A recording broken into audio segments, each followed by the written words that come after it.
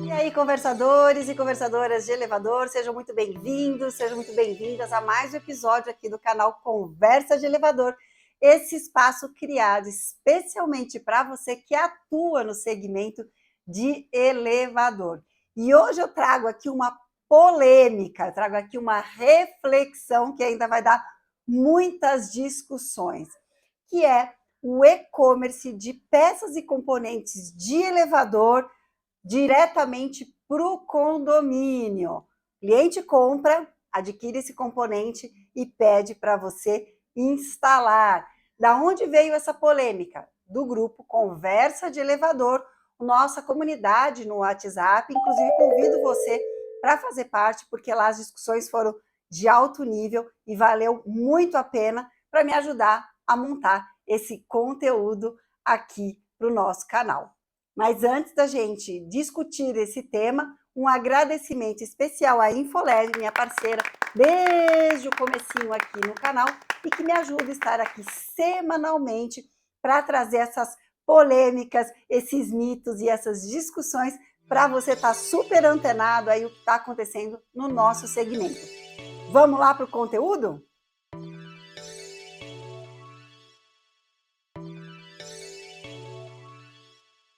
Imagina um e-commerce especializado em peças e componentes de elevador que pode ser acionado, isto é, a compra pode ser feita por qualquer pessoa, basta cadastrar o CPF e ter um cartão de crédito.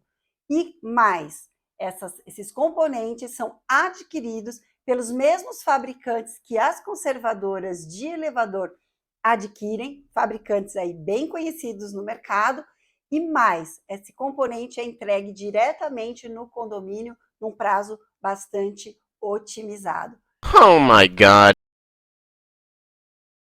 É essa polêmica que surgiu no Conversa de Elevador, no grupo, que é a nossa comunidade no WhatsApp, de várias empresas aí de elevador e que eu sou a administradora. Pois bem, isso não é só uma ideia, tá, gente? Porque essa ideia, na verdade, ela vem sendo falada, né, dentro do segmento já há muito tempo. Eu, pelo menos, tenho ouvido essa possibilidade desde a época em que eu atuava na precificação de peças e reparos lá naquela multinacional em que eu já trabalhei. Então, faz muitos anos. Inclusive, né, algumas fabricantes, a TKE, por exemplo, também tem um e-commerce que pode ser adquirido aí, né, as peças e componentes podem ser adquiridas pelo síndico do condomínio ou pela empresa que presta serviço naquele condomínio. Então, assim, como ideia, isso não é novidade, né? O que é novidade nesse caso é que um dos membros do nosso grupo que fez essa aquisição, basta o CPF.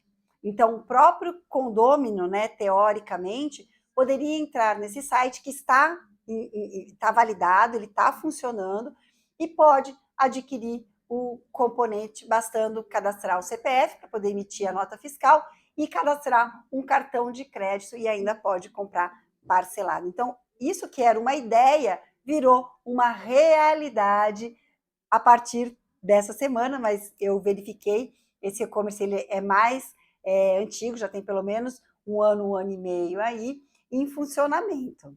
Bom, então vamos lá para os pontos críticos que nós discutimos no grupo que eu estou trazendo aqui para a sua reflexão.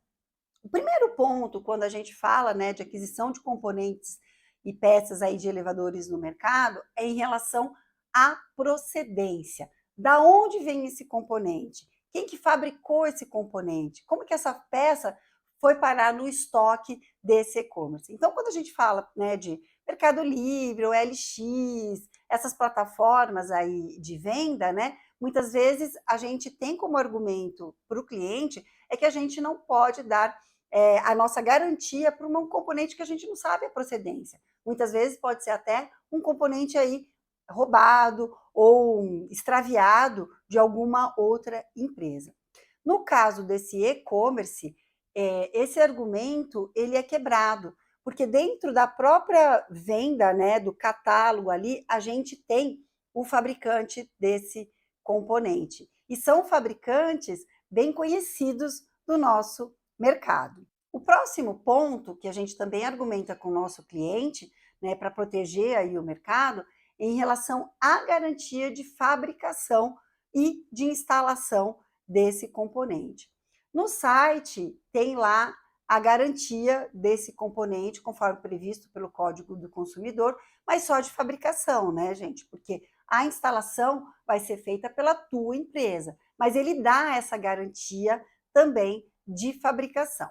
O que a gente não sabe é se a partir do momento que for comprovado que aquele componente realmente foi fabricado com problema, né, como que seria a substituição desse componente. Esse teste a gente não fez, mas lá no site está dizendo que tem essa garantia. O próximo ponto tem a ver com a produção daquele item, quando a gente fala que para fabricar um item de elevador, como a maior parte tem relação com segurança, a gente precisa ter garantias da qualidade dos materiais, né? E que isso muitas vezes ajuda a gente a argumentar com o cliente de que quando ele compra um componente aí de Mercado Livre, ou LX, ou algum outro mercado até físico, a gente não tem como garantir a qualidade dessa matéria-prima de fabricação. Só que a partir do momento que esse site diz que adquiriu esse componente no mesmo fabricante que você adquire, isso também é quebrado. Porque lá é como que se ficasse implícito, né, que seguiu a mesmo projeto de desenvolvimento daquele componente que aquele fabricante fez, fabricou e põe no mercado e que você também adquire. Então, isso cai também por terra. E o último ponto, que também é muito importante, é sobre a funcionalidade daquele componente. A gente que está há muitos anos no segmento, a gente sabe que para um único componente, muitas vezes existem vários códigos que significam variações daquele mesmo componente. Então, se você às vezes adquire um componente, por exemplo, final barrinha 3, né, e o barrinha 2, na hora que você vai aplicar o barrinha 2 naquele que deveria ser barrinha 3, ele não vai funcionar. E isso só quem está ali e é conhecedor daquele equipamento é que pode definir qual é o componente para ser aplicado. E mais, né, gente? Muitas vezes nós mesmos temos essa dificuldade, mas como foi a gente que fez a venda, a aplicação e o teste, a empresa prestadora de serviço vai se responsabilizar se o final tracinho 2 não funcionar e ela vai lá buscar o final 3 e vai fazer funcionar de qualquer jeito pela compra, pela aquisição daquele componente. Quando é o cliente que vai lá e adquire esse item, a gente não tem como garantir que realmente vai poder ter essa substituição caso a identificação do código do componente tinha alguma divergência, tá? Então, esses são alguns pontos que foram levantados lá no nosso grupo que eu trago para você. E se você tiver outras contribuições, me escreve para a gente continuar esse diálogo, né, que eu acho que é tão fundamental para a gente. Mas agora eu queria entrar aqui no grande X dessa questão, que para mim é o mais importante em toda essa história e que realmente nós estamos aí sendo chamados para que a gente possa discutir esse ponto. O que as peças e componentes significam realmente para a prestação de serviço de elevador? Qual que é o peso dos componentes dentro do nosso negócio? No conceito de prestação de serviços, a gente aprende que peças e componentes, eles são insumos essenciais, é claro, para que a gente possa executar a nossa atividade com qualidade e excelência para o cliente. No entanto, o insumo não é o coração do nosso negócio. Nós não somos fabricantes e nem vendedores de peças e componentes. Nós somos prestadores de serviço em que utilizamos essa peça e componente que pode ser fabricado pela minha empresa ou por outra empresa para prestar um bom serviço para o cliente. E o que essa explicação tem a ver com esse assunto? Vou detalhar para você. No conceito original dessa prestação de serviço, o que vai estar sendo valorizado pelo cliente é a minha capacidade de resolver um problema através da minha prestação de serviço. E quando a gente está falando de prestação de serviço, a gente está falando de diferenciais de mão de obra, de estrutura, de logística, e que aquele componente que é essencial para a minha execução, ele é um insumo. Eu vou utilizar aquele insumo para fazer uma boa entrega para o cliente. No entanto, a peça e o componente não é o core da minha empresa. Tanto é assim que todo o regime fiscal de uma prestadora de serviço é diferente de uma vendedora de peças. Então, teoricamente, as empresas conservadoras de elevador, elas não são vendedoras de peças e componentes. Elas vendem a manutenção preventiva e corretiva do equipamento, que vai exigir a aplicação de peças e componentes naquele equipamento. Por que que isso é tão importante nessa discussão? Seguindo esse ponto de partida, a gente chega no conceito que, teoricamente, todas as prestadoras de serviços, desde as multinacionais quanto as multimarcas, teriam acesso a todos os componentes e peças que estão aí disponíveis no mercado. Qual que é a diferença? Qual é a empresa que tem a maior capacidade logística e de negociação para conseguir um bom preço de aquisição desse insumo e, com isso, repassar o melhor serviço para o cliente, com a logística e a qualidade da mão de obra, e também o menor custo daquele componente na hora da aplicação. Então, na teoria, é isso aí. E onde que vai ter esse diferencial? É nessa minha capacidade de oferecer o melhor serviço para o cliente. Então, se a minha mão de obra ela é mais capacitada no ponto de identificar melhor o componente, de buscar um fornecedor super adequado, qualificado pelo menor custo, se a minha logística é capaz de ter o componente à disposição no momento que eu preciso, se a minha mão de obra é capaz de identificar a troca desse componente com antecedência para não paralisar o equipamento, se a minha mão de obra, na hora da instalação daquele componente, vai conseguir fazer essa substituição pelo menor tempo possível, é isso que valoriza a minha empresa e a minha mão de obra. E é aí que está o grande X da questão. A maior parte das empresas multimarcas tem como estratégia de negócio cobrar o contrato de manutenção com valores bem abaixo de mercado e ganhar as suas margens através da venda de peças. E eu estou falando venda de peças porque é assim que a gente explica para o mercado. E esse conceito está errado, porque a gente não vende peças, a gente vende serviços de aplicação de peças, de resolução de problemas com uma peça associada.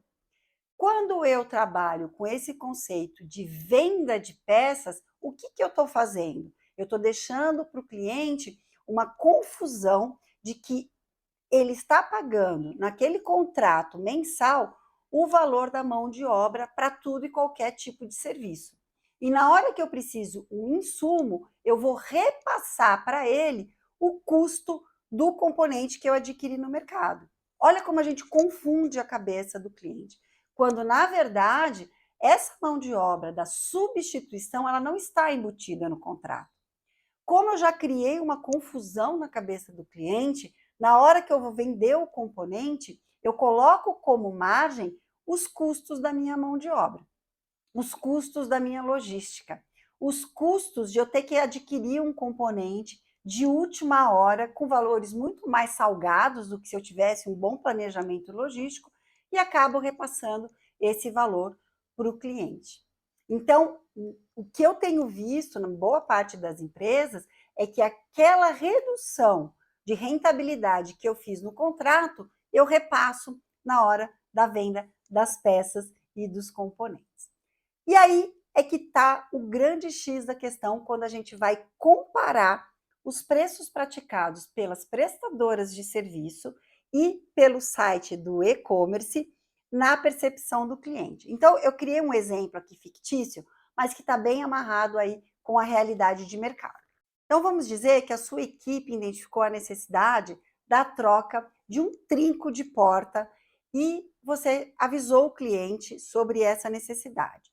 No seu caso, você faz a venda desse componente com a aplicação desse componente entre R$ 1.500 a R$ 2.500, tá? Esse valor é fictício, mas está bem alinhado aí com a nossa realidade, tá? E aí o cliente identifica, pelo conceito que você vendeu o seu contrato, de que esse é o valor de custo desse componente. Aí ele vai lá, né, e pesquisa na internet, encontra esse site e-commerce que ele consegue adquirir apenas indicando o seu CPF, e quando ele vê o fabricante, é o mesmo fabricante que você utiliza, porque é um homologado, né, pelos grandes fabricantes aí. O componente, inclusive, tem a mesma descrição e às vezes até o mesmo código que você utiliza, e lá no e-commerce ele está em torno de R$ 500, com frete grátis. Olha a diferença dos R$ 500 para os 1.500, 2.700 que você colocou na sua proposta. E aí o cliente vai vir muito fulo com você para entender o que está acontecendo. E aí você vai justificar tudo aquilo que a gente falou no começo desse episódio. Não, mas a procedência, ele, pum, te mostra. Não, o fabricante, pum, ele te mostra. Não, mas, pum, ele te mostra. E aí você vai ter que dizer para ele a real. Vai ter que dizer para ele que naquele valor que você tinha passado para ele, existem outros componentes para formar aquele preço. E entre eles, o mais caro é a sua mão de obra qualificada para aplicação. E ele vai questionar, ué, mas essa mão de obra não estava no contrato? E aí a gente vai ter que ser chamado para fazer negociação comercial. Não esquecendo que nós estamos aqui num podcast sobre negociação comercial. E é isso que a gente não quer, porque nós não estamos preparados comercialmente para ter essas discussões com o nosso cliente. Nós fomos criados num mercado em que a gente foge desse tipo de negociação de conflito que é tão essencial.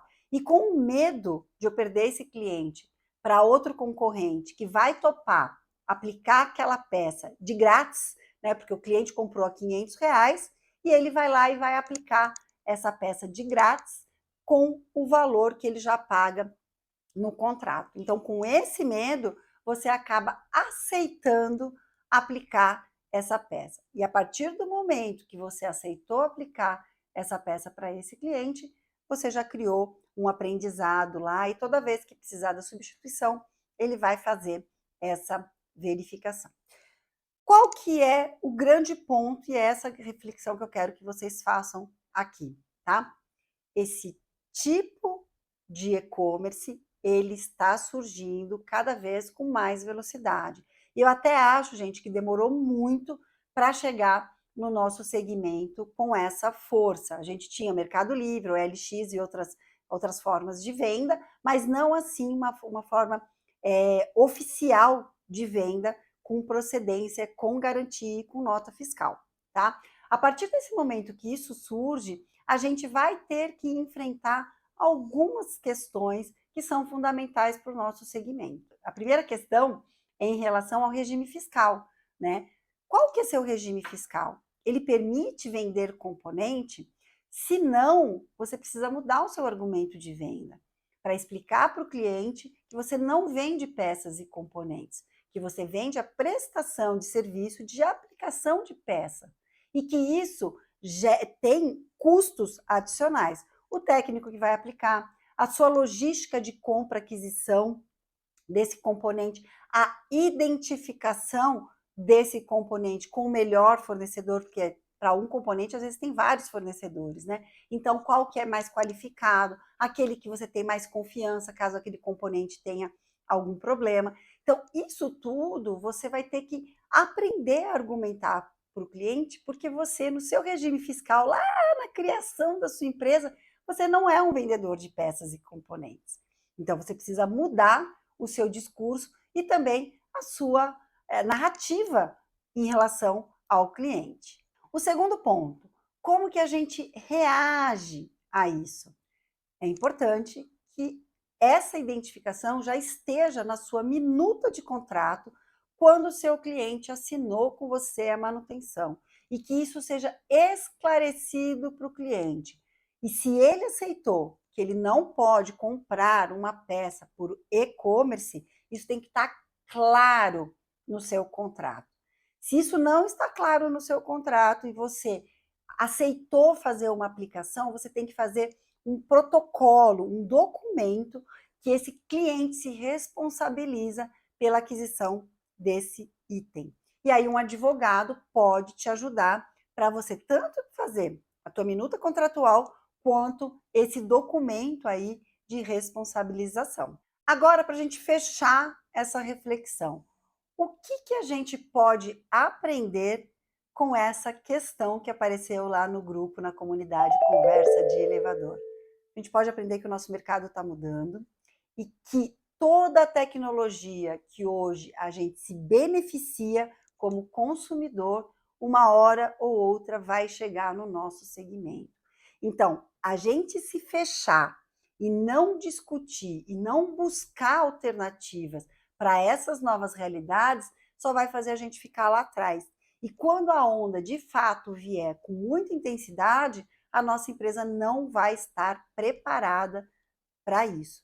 Por isso é muito fundamental que nós tenhamos mais discussões com profissionais especializados e no Conversa de Elevador. A gente tem advogados, a gente tem pessoas especializadas na área comercial, a gente tem pessoas especializadas em tributação, que podem ajudar a gente a esclarecer essas dúvidas e criar melhores estratégias para lidar com essas novidades do mercado.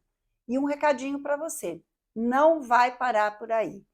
Espere, porque mais coisas devem vir daqui para frente no nosso segmento, tornando a concorrência cada vez mais complexa, mais complicada. Nesse momento, me aparece na minha mente a realidade dos Estados Unidos lá no começo desse século, tá? Em que nós tínhamos uma guerra de preços lá nos Estados Unidos e muitas empresas vendendo itens, componentes, peças diretamente para o condomínio. E naquele momento, as conservadoras precisaram se preparar para essa nova realidade. O mercado americano é muito competitivo e as margens são muito, muito, muito pequenas, tá? Então, infelizmente, para quem é dono de empresa, nós estamos caminhando rapidamente, muito mais para uma realidade americana, que é essa, do que para uma realidade europeia. Por que eu falo isso, né, gente? Eu sou consumidora e acho que a livre concorrência é muito importante e que nós, quanto mais empresas aí estiverem no mercado preparadas para atender o cliente, o síndico, melhor. Mas o problema é que quando a gente tem uma guerra de preços, o cliente passa a ter muita confusão sobre o que é responsabilidade civil, o que é mão de obra diferenciada, o custo de uma boa logística. Ele coloca tudo isso só no menor custo. E aí a gente começa a ver absurdos, como a gente está vendo absurdos aqui no Brasil, com o crescimento de acidentes, né? Com um monte de coisa que a gente está vendo aí no nosso mercado. Então, infelizmente, a gente vai fechar esse episódio assim em baixa, mais reflexivo, porque realmente essa onda vem aí e vem forte. É isso aí, gente. Espero que tenha gostado desse conteúdo. Se quiser refletir com a gente, você também é convidado para a nossa comunidade Conversa de Elevador. Entra lá e vem trazer sua opinião, porque ela é muito importante. Até semana que vem. Tchau, tchau.